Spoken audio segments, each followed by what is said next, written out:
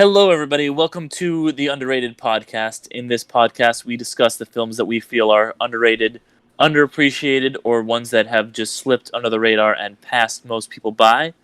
Our podcast is made up of Alan and Fred Torres, Hey, what's up? What's up? Ariel Ortiz, Hey. and me, Derek McDuff. Today, we're going to be talking about Zodiac, a 2007 film directed by David Fincher, based on the true crime book of the same name by Robert Graysmith.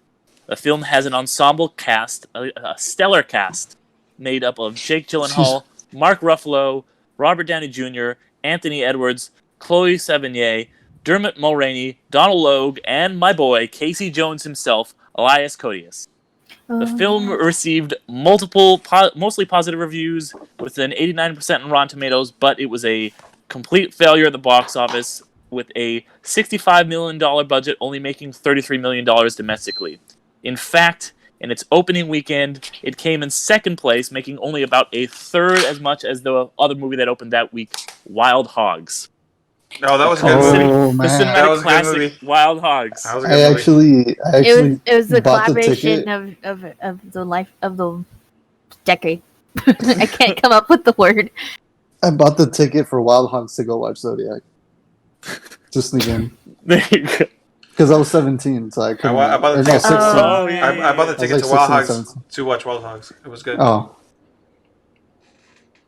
Yeah. But what did you guys think of this movie? Who wants to start? All right, I'll go. I mean, it's a good movie. It's got good actors. Like that's what makes the movie good.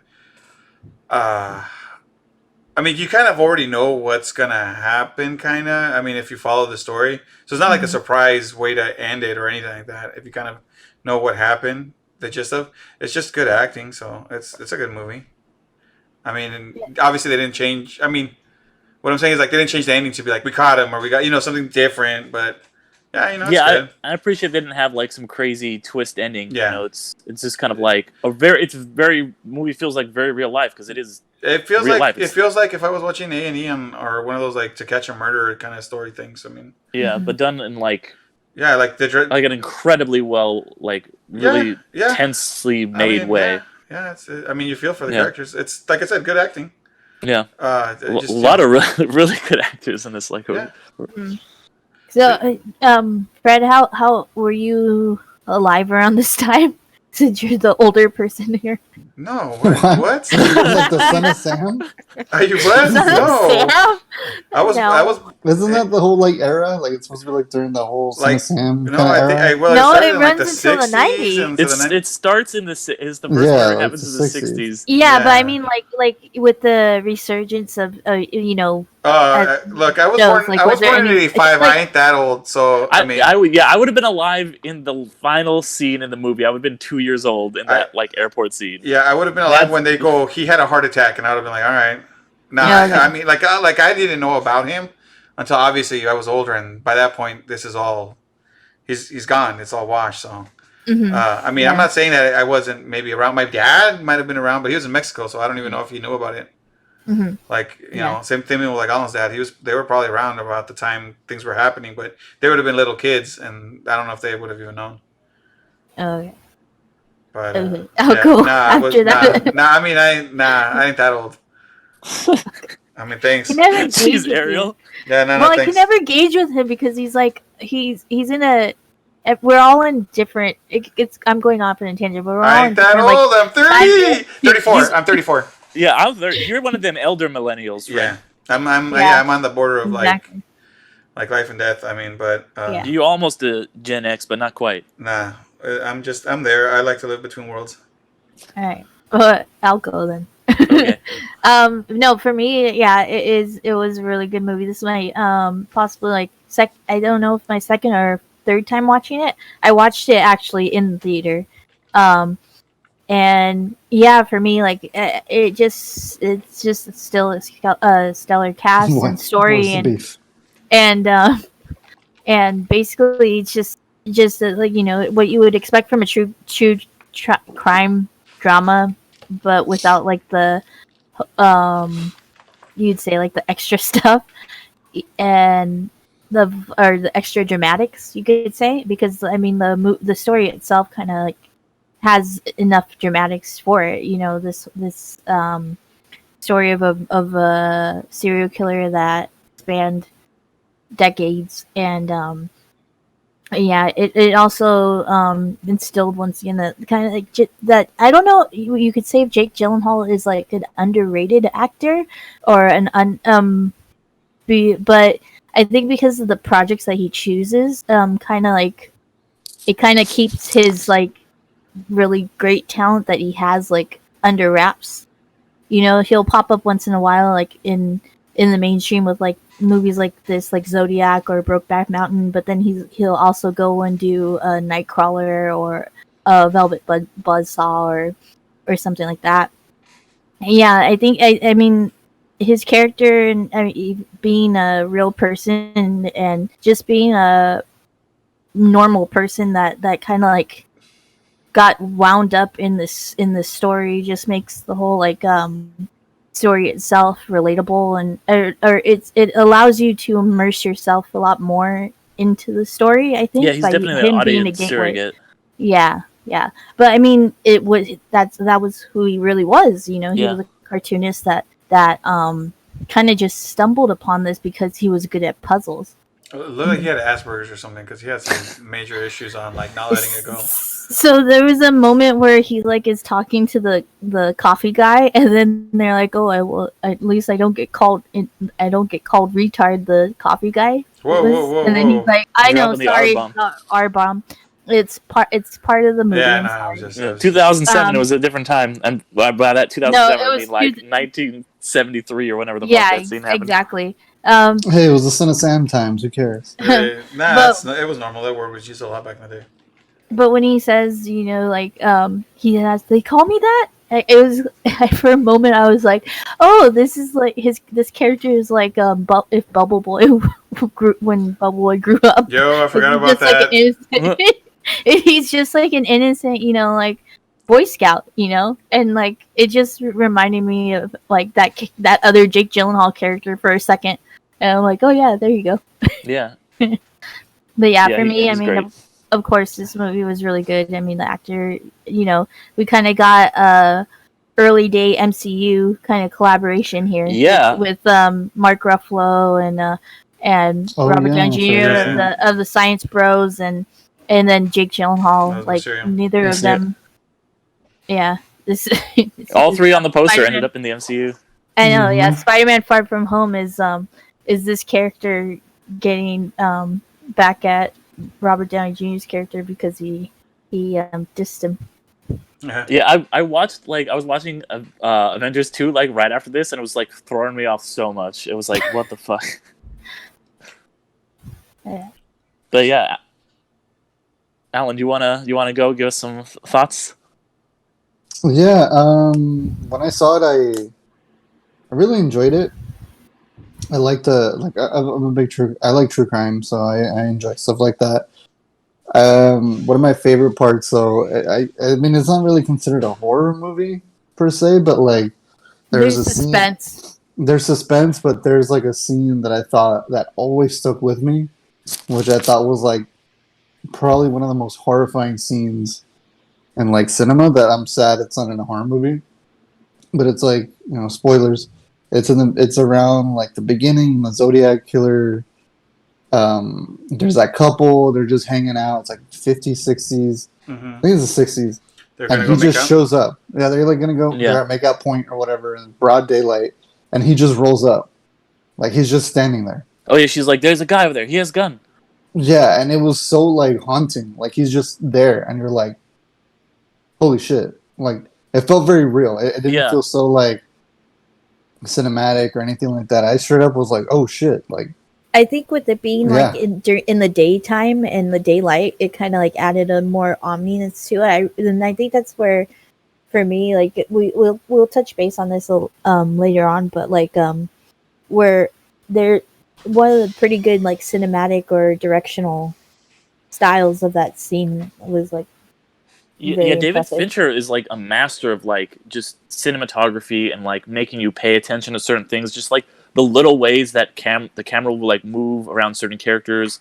Like there's very few close-ups in this movie, but one of the few ones is when he's like, "Is there any bullets in that gun?" And he just kind of like shows him like the clip, and that's one of the few close-ups in the movie. And it like makes it that much more impactful. There's a lot of stuff like how the movie is shot like that makes you just like so unnerved. Like that last scene when he's like going down to the basement and it's just kind of like following him.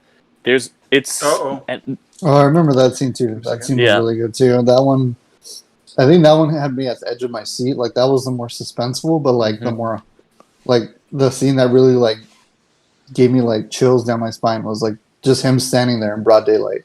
Like, it was just so.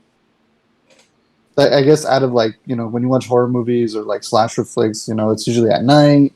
They're in a cabin or in a building. That's why I love this summer so much. Up, like, you know what I want to say about this though? It's that because it's realistic and because it's based on real things, I think that's why it lends well to what it does and it affects people in a certain way because that's what could have happened to any of us.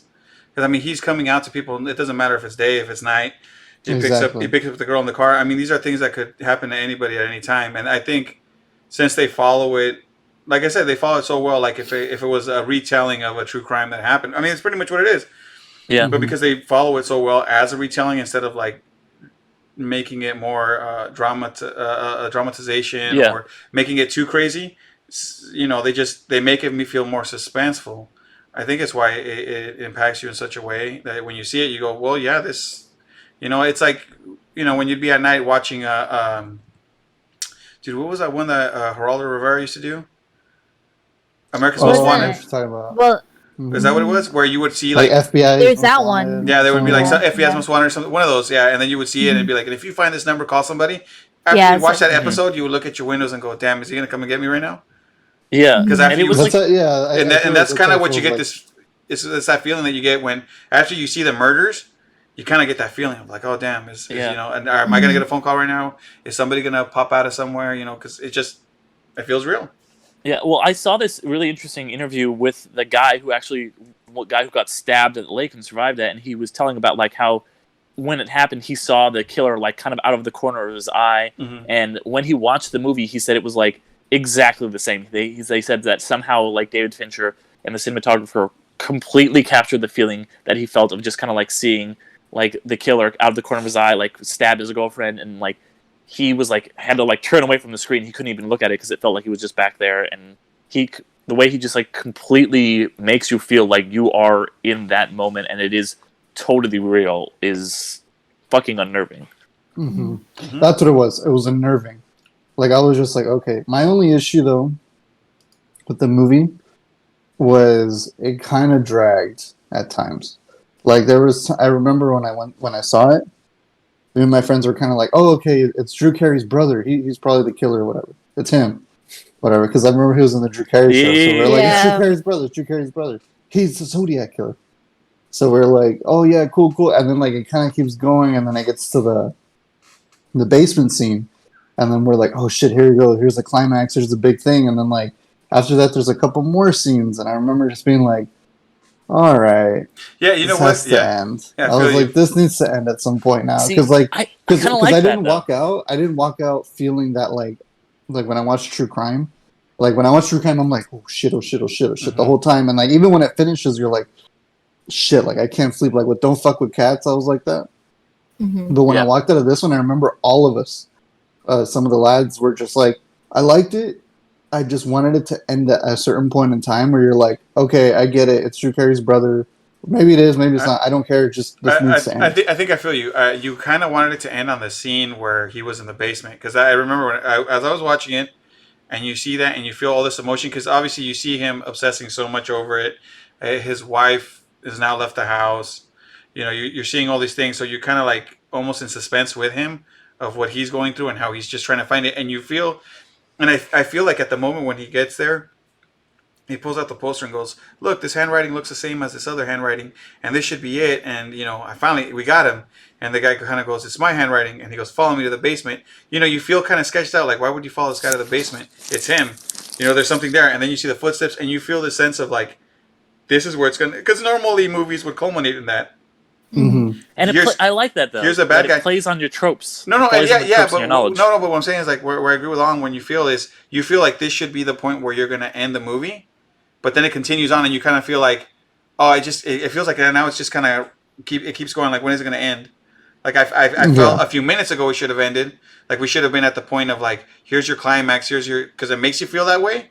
But then it's like, no, I'm still gonna give you more movie. And then when it ends, it just kind of ends with like words like, well, we never found out who it was, and this is what happened, and that's I what really happened. like that though. And so it kind of plays with the I guess the typical feelings you have. Now, I'm not saying that it's not good and it's not bad and everybody's gonna have their feelings, but I'm saying with Alan's opinion on the movie, I understand where he was coming from because that's what I felt when I got to that point. Well, real fast. Let me just want to say I do kind of like that because and I see what you guys are saying, but it worked for me. How it's like, okay, like it should end here, but then it's like, oh, it keeps going. Like he's still investigating this because it mirrors like the real life of like, okay, like we thought we've cracked it, but like nope, there's still some more, and like he's still pushing through, and everyone's like you need to stop. Like you are getting to this point where you're going to like a basement, a creepy basement, and you still like you're maybe gonna get murdered, and you still keep going. Your wife and kids are gone, and it's like, he's still gonna keep going and write his book, and even at the end, like there's not like there is resolution, but it's still like, yep, it's still technically unsolved because that's what happened in real life, and you're supposed to kind of feel like you're supposed to feel kind of unfulfilled at the end of the movie. Well, no, I don't think that's the point. And I agree with you. Like with all that stuff, like at the end, obviously it's gonna mirror true life, and you don't find out who it is, and so that obviously, like I said, if you know how it's gonna end, you know that at the end, it's not gonna have maybe the resolution that you would feel of a normal movie of like, man, we caught the killer and it's a happy day and goodbye everybody in sunshine. You know how it ends. It's kind of like watching Blow. If you kind of know where it's going to end with that guy, you kind of know what happened, how his life story. It's like following I don't know, like Pablo Escobar story or whatever, and they make a movie of him. You know where it started, you know how it's going to end. Obviously, they're going to fill you in the middle how they want to. Now, see, if but I didn't know before I saw this what happened that much about the Zodiac killer, so. Yeah, no, that's what I'm saying. Like, you'll fill you in the middle, but like you'll have the gist of like, well, the Zodiac killer went and killed a bunch of people, and they never found him. So that's what you do. That's what you know. But this movie will fill you in kind of the smaller details in the middle of, well, he killed these people, and this happened, and that happened, and this, such and such and such and such, and that's where you get these movies. That's why it's nice to watch these movies because it kind of fills you in on all the other details. But the major parts that is a man killed people during this time, and that's the stuff that you would know. Most people would know. Yeah. I think for me, it did feel long. I did end up having to watch it this time in two parts because I had started watching it too late in the night. But I think for me, it also plays into how the people involved also felt like. They felt like this. Why is this dragging on so long? And it's just dragging on. And then I did know when I first watched Zodiac, like kind of like the gist of what happened. Like the case was never closed, but it was probably this one guy. And so for me, yeah, I mean it I feel like it wrapped in a way where it was true to real life and what really happened and how everybody felt and how it basically to this day is unresolved, even though it's kind of solved. So yeah. But I felt like the ending with Jake Gyllenhaal and him kind of having his moment of how he was saying that all he wanted was to just stare at this guy and know that it was him kind of thing, and he kind of unsatisfactorily gets that because he does go to where he was working, and it's like they have this moment where why I'm here, and yeah, that was a good moment, and I think maybe it possibly could have ended there, but I mean it's really the story need to be told, and the one guy had to make his resolution too and point him out because that was at the beginning. Yeah. Yeah, for me, like obviously, I think I was one who originally suggested we do this movie, and I think I'm a really big fan of David Fincher. Obviously, I love all of his movies. For me, this is probably I would say, its best movie. It's his masterpiece, I think. The script in this, I think, is so impressive because this is a movie that's really thrilling and like really intense. But if you think back to it, there's not that much action, and there's very little. Like there's like some tense scenes, like the one Alan was talking about.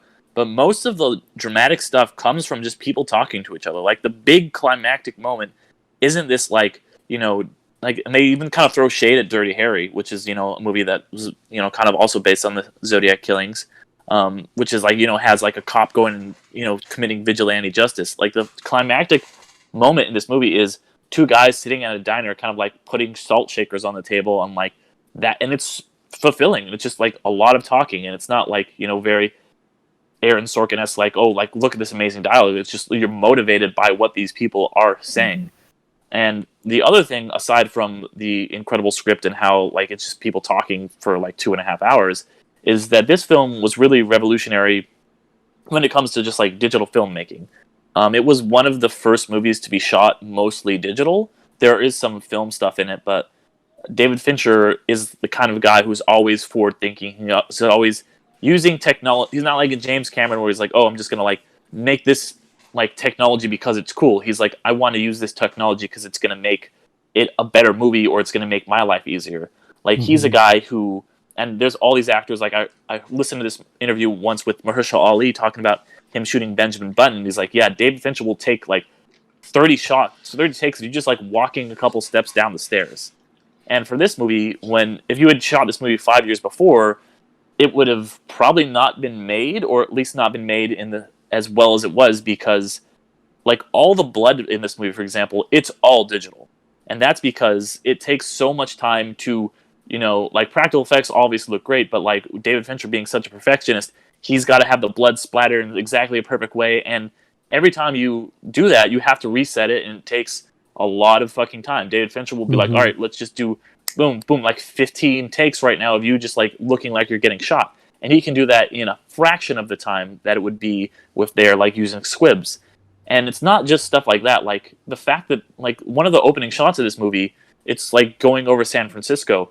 That's all digital, because that's San Francisco that doesn't exist anymore. That skyline, those buildings, there's a freeway in there that fell in like the Great Earthquake in 1989. There's streets that are just completely on blue screens because those streets don't look the same anymore. They can't shoot it. He like painstakingly made San Francisco and Vallejo and everything in like a digital format, and you don't even really notice it. There's about twice as many digital shots in this than there are in Godzilla digital effects. Like the Godzilla 2014, which came out, 7 years later, yeah. But yeah, like, and this, if you like look at similar movies or movies that were shot with the same camera at the same time, like Collateral, which I think is a good movie, if you look at it, it doesn't hold up. Like those early digital movies, like the way they look does not look good. This one looks incredible, and it's because David Fincher is always like at the top of his craft. He's always, trying to push the boundaries and like make things as new and interesting as he can and make like beautiful film. And I think this is really kind of one of the most important films that came out when film, like people were starting to switch from film to digital, and it helped really change the film industry for the better in a lot of ways, I think.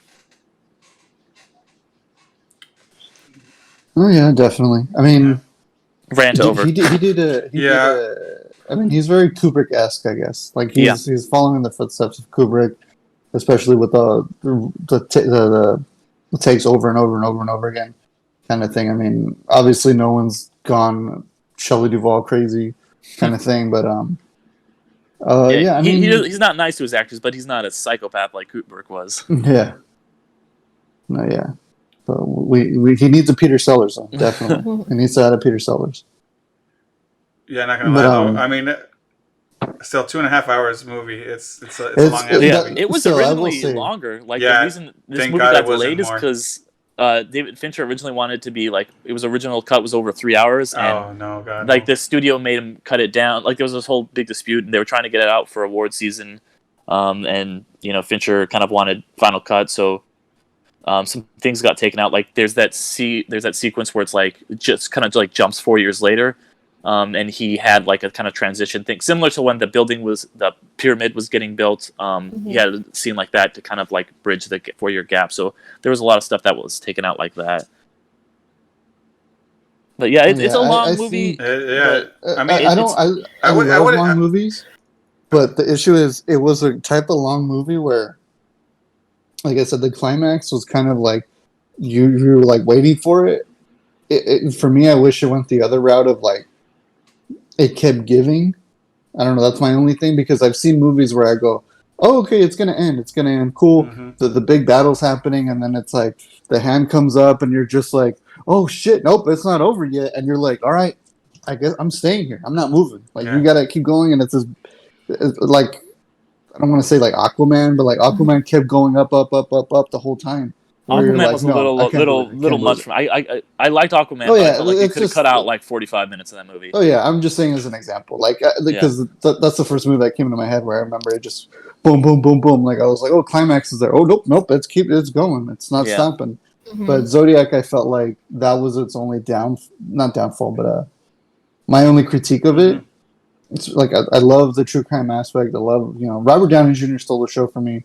Yeah, I remember like we all wanted to leave and get that. What was that drink? The blue one he had. Oh, he drank like 50 of those. Yeah. That was one of the best Blue Curacao or something. It was like Blue Velvet or what were they called? Blue Velvet. Yeah, that was one of the best jokes. There's like a lot of this movie's pretty funny, like in like subtle ways like that. It. Yeah.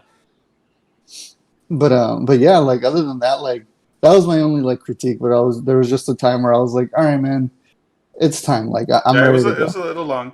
I mean, we're in Avengers territory without action, Yeah. That I was like, that's. I mean, it's not like I'm not saying it's a bad thing. Like, don't get it wrong. It's got to be what it's got to be. Every movie's gonna be its own movie. But yeah, it is somewhat of a long movie. I mean, I did get through it playing Switch while I was watching the movie, because there were a few occasions where I felt a little talky. And then some parts, when there was action or whatever, I put everything down and I'd see it. And then some of the talk was cool. But then there were times where I felt like, and this is just me personally, like I'm not trying to throw this out on anybody else. Everybody sees it differently, right? But there were a few times where I felt like, oh, maybe it just got a little too talky, or maybe it was just a little too much of this or a little too much of that. I think you got to kind of like be in the right, like you got to kind of sit down and watch. It's like you got to set aside some time to watch this movie. Yeah, because it's a really long movie, and like I said, this isn't my cup of tea. That's why. Like for me to get through it, like I have to. Yeah, it's a little tougher to get through it for me. I'll be real. For 2.5 hours of this is what I'm saying. Like if this would have been an hour and a half, maybe 2 hours. I think 2 hours would have been 2 hours, solid. and that could have been like a solid movie, and I would have had anything. But 2.5 hours, I mean, I paused it for a little bit, kind of walked away from it for a little. I think after like an hour, and then kind of came back to finish the next hour and a half. But I'm like, it's a long movie. It's the same thing. Like if I were to watch Avengers right now in my own home, I wouldn't watch it like Endgame, I mean, or whatever. I wouldn't watch it like all the way through, maybe in one sitting. I'd probably put down half of it and then go, when the movies are that long, when they put that much time, it's like watching Titanic with two VHSs. When the first VHS ends, like if you guys ever got to watch like that, when the first VHS end, everybody was like, cool, dude, I'm going to go back. I need an intermission right now. Everybody starts kind of going off, stretching, doing their little thing before you come back and put on the second half. And that's how I felt with this one. It's not that it's a bad movie. It's not that anything. It's just, it's a little long. So at a certain point, I'm like, damn, dude, I'm an hour in. And I looked at the time and I'm like, I got another hour and like 30 to go. I'm like, you know what? I'm going to pause this. I'm going to go use the restroom. I'm going to do a few things and then come back because it's long. Yeah, I mean, it's a movie you can probably watch in like you said 2 halves. Like, I kind of had to do that because I had to close last night at work and open this morning. So, that was my only real option. But I think it is a movie. Like if I had a day off, I would not mind watching like the director's cut. But like it's like I said, it's a movie you got to kind of like put the time prepare yourself to like watch the whole thing. You can't just, like sit down and turn it on. I think that was my thing when we went, because we were expecting like a thriller. Like we're like, oh, maybe like a serial killer thriller. We kind of went in because at the time we were watching every horror movie that came out, so we're like, oh, maybe this is going to be more of a thriller, and like we kind of were expecting it, and we got what we wanted, but we were just like, okay, we're getting too much. Like this is a little too much. Again, we're 16, 17, so I mean, obviously now I'm a little more open to it, more like, oh, okay, cool, I'll watch it. But yeah, it's definitely a day where like you have time and you're like, I got nothing to do. Fuck it, let's watch Zodiac. So if you're in that true crime mood. Like I usually try to watch these movies like a while before we record, but I never was like, oh, I've got 3 hours right now. So like it's definitely one you need That to is a toughie. find a chunk. That's a tough part. Yeah, I'm not gonna lie. Normally, when we watch these movies, especially now that the way we're styling recording, I like to watch them if that a day before or almost the same day earlier. Yeah. So that way it's really fresh by the time I come in and I can give my perspective. Because I used to, when we were doing it before differently, I used to watch them. I try to watch them like a week ahead, and like we would do 3, so I'd watch all 3. So you kind of get jumbled in your feelings. But now that we're doing one at a time, I can watch it as close to the time we're about to record. So you really do get that like feeling of this is what I felt genuinely as I watched this movie. Like I know how I felt. I know what I feel for this one movie, and dedicate its time to it. Mm-hmm. Yeah. Yeah, I kind of like to, if it's something like I've seen before, I don't mind seeing it right away, but I like to like let my feelings stew for like a couple days, usually if I'm watching something new.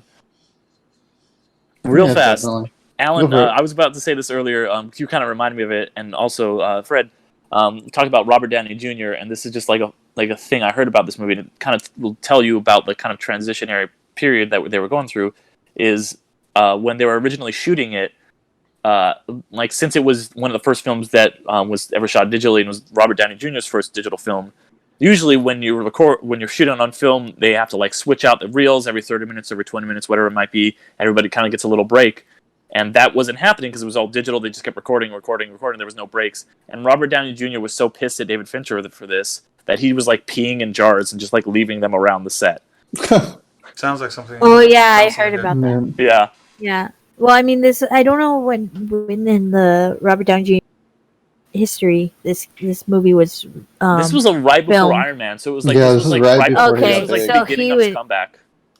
Yeah, so I think he was still in that kind of like attitude. And Yeah, stuff. but I mean, imagine having to record so many scenes over and over and over and That's over. true. Yeah. Eventually, you'd be like, "Yeah, I'm going to do something to this guy. F this guy." I would. I'd do the same thing.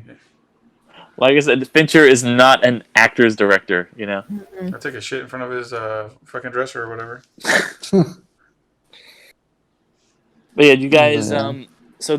This movie, like we were saying, did not do very well financially, and I think that probably had a lot to do with the way it was kind of marketed. Like, people kind of it was kind of like marketed as like a big thriller, like kind of like David Fincher had done Seven and he had done Fight Club, and I think they were kind of pushing it like, oh, here's another movie like that, and it's very much not like that. Well, I was going to say this too. At the time when this movie came out, a lot of movies weren't 2.5 hours, were they? Because I want to say that probably scares a lot of people off. I mean, didn't they go through that with a lot of these other movies, like even the Marvel movies nowadays, where they wanted to push them like 3 hours, or even have to make them 2 parts because they're like, studios don't want you to put a movie past so much time, because then people will lose attention or want to leave or be like, this is way too long. I've been sitting on my butt for too long. Like, well, also it's also that's so that they can get more showings in a day. Like if the movie is so many hours long, you have fewer showings. You make a lot less money. True. Like that's honestly like a big thing that like why studios try to keep movies under but at what like I'm 2 saying hours. is, like, when you walk out of a movie in an hour and a half, you feel comfortable. You feel nice. Like when you get up and you leave. But when you leave, when you ever leave a movie that's like 2-3 hours long after you get up, because like I said, here I can get up at an hour or an hour and a half and say, okay, I'll pause it right now. I'll go move around. When you're in the theater, you're pretty much sitting there the whole time. Yeah. You don't move because you don't want to miss anything. You don't want to go pee because you're like, I'm going to miss something. You just got an hour and a half gives you enough time to watch the movie comfortably. I mean, this is just me as an audience goer, because I know when once you start passing 2 hours, I'm in there's moving, you're shifting your butt side to side, going like, damn, how much more do I have? My back's a little hurting. I'm a little, I've been holding it in for a while. Mm-hmm. But an hour and a half, 2 hours, that's a solid movie right there. You get out and you go, cool, 2.5, and people start thinking about it. Yeah, and I remember Peter Jackson saying something like that's why he's like. I mean, the theatrical Lord of the Rings are still long as fuck, but he's like, he's like, if you watch the extended, he's like, people will sit, he's like, people will sit a lot longer in their like apartments, in their rooms, whatever, than they will in the theater. Yeah, and that's one of the guys who makes the longest fucking movies ever. Theater seats are not comfortable, and I've seen that. I own like I think 2 of the like director's cut of Lord of the Rings, and I saw them all. They are long as shit. Yeah. I mean, they are the longest thing I've ever seen in my life. And even those, I can stop. Like I said, I can stop and get up and move around. But yeah, it's always that feeling of being in a theater and sitting down. It makes you think. You Mm-hmm. know? And I mean the context of these movies are geared towards a more older population as also, so that might have contributed it. And really, like the older you are, the you don't have that much attention span either. So yeah, It's I very think that had niche a movie. Yeah. I think that had to contribute too, and to it not have been as great of an opening as it could have. And I mean, and also, were true crimes or things like that, like of that nature, like the Zodiac, was it really popular at the time? Because I feel like things come in waves. Some of these serial Oh, yeah. killers I think have it's like their like, popular. 'cause- Because isn't recently like who's that one guy that they've been recently doing? Zac Efron just did one on him. Ted Bundy. Ted Bundy. Oh, yeah. Yeah, and it was kind of like Mhm. hot for a little bit. Everybody's talking about it. I And mean, feel like if you write that- nowadays with like Netflix, you have so much, like true crime. Like Yeah. you can just go on and be like, all right, See, what do I like wanna if watch today? this movie came out today, I think it would have Oh, done a yeah. lot better than it did when it came out. And that's what I'm saying. Yeah. Yeah. Like right now, with the popularity of a lot of these things that have kind of been popping up. like how to Well- how to make a murderer. and Yeah, all yeah, those things Yeah, like well, that. Exactly. Fincher is really ahead of his time because, like, I think he kind of like saw that, like, predicted that would happen. Like, because originally his plan was going to be to make it a Black Dahlia like 5 hour like miniseries that he was going to release on something like some like network or something, and like that's like all the rage now. Like he's basically the guy who had kind of invented like the Netflix model because he was the director and creator of House of Cards, which is the first ever Netflix show. And yeah, he was way ahead of his time with kind of like these ideas about like true crime and like making a series about this and stuff. Mm-hmm. No, yeah, I think, yeah, I mean, you could say, yeah, he's ahead of his time, but I think it was just too early, just way too early. Because at the time, especially in the 2000s, I feel like a lot of movies were remakes. That was like really hot. Like every other movie that came out was a remake, especially of like horror movies and like classics and stuff like that. So I think the issue was it might have just been out of place, out of time, because like I said, when we went, we were expecting a thriller. We were like, cool, whatever. Right now, at the time, it was remakes, book adaptations, and like the rise of like the MCU was right around the corner. So I feel like the late 2000s were more of introducing the tens into like the big franchises, the big tent poles. So everybody was kind of gearing up more to like, oh, The Dark Knight just came out, or Batman Begins just came out, Iron Man's coming out, and then now there's Twilight and there's Harry Potter's ending. So I feel like it was just kind of in a weird, like a lot of moviegoers look at Harry Potter or Twilight, they're not going to look at Zodiac and be like, yeah, I want to go see that. Yeah. Mm-hmm. I think it was just wrong place, wrong time. Yeah, that makes a lot of sense. It is a movie that I think has, like, over the years gotten a much better reputation. Like, it was received well by critics when it came out, but, like, over the years it kind of has, like, built this prestigious reputation. Like, it didn't get nominated for any Oscars, but then, they did this, like, BBC poll in 2016, and it was, like, ranked as the 12th best movie of all time by those critics. So it's, like, definitely it has, kind of accumulated a lot of goodwill over the years, I think.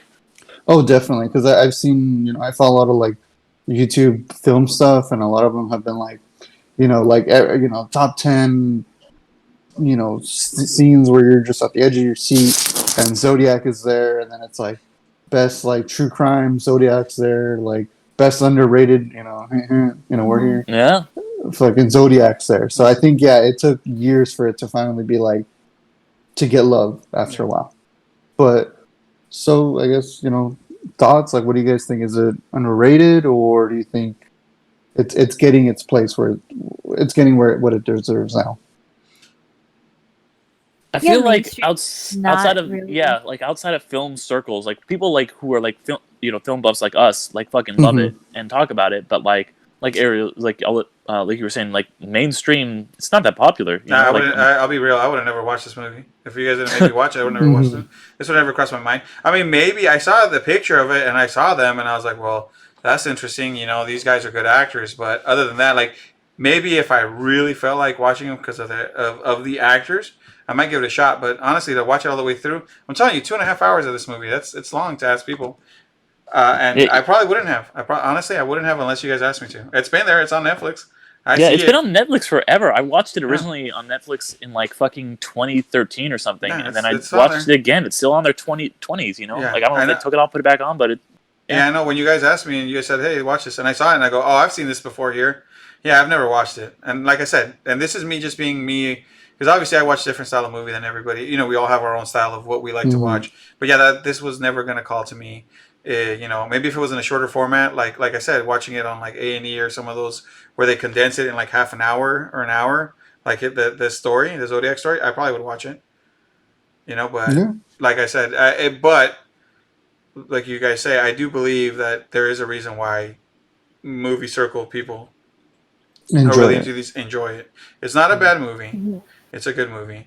It's obviously not for everybody because you got to be into this style of movie watching. But it's one of those things. It's not a bad movie. Good, really good acting. It keeps you engaged. Uh, I think over time it'll still be the same thing. You're probably gonna have obviously with people like us talking about it, it'll probably get more people interested to watching it. Hopefully word of mouth spreads. It's always the thing. That's why you do podcasts of these. Spread the word of some of these movies and maybe you get people going. But yeah, I think it's if it does get more notoriety in the normal public, and I mean the general audience, it would be because of things like this that where people are talking about it and praising these movies. That'll allow other people to maybe come and watch it. Like I said, somebody like me who probably would have never watched it if it wasn't for you guys saying, "Hey, we should watch this movie." I probably, like I said, I probably wouldn't have watched it.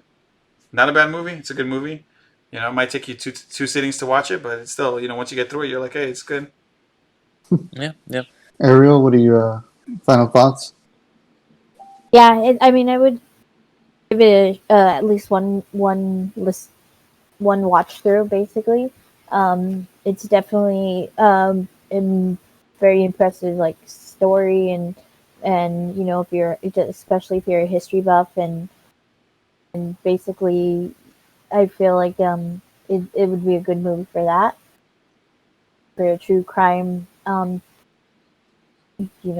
If Netflix has sparked that, hopefully with the trend of True Netflix crime releasing everywhere. all of these true crime stories, this will get a lot more popularity. And since it's on Netflix itself, it would be definitely in the recommended column for those people that it is still a niche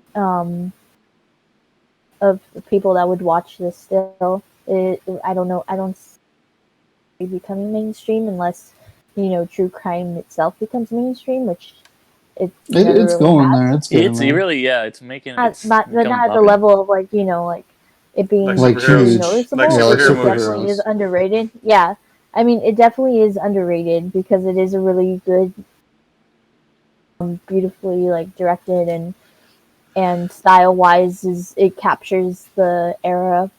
So yeah, that's my thoughts on it. Yeah, yeah. Well, I guess that's about it, guys. Thanks to everybody out there for listening.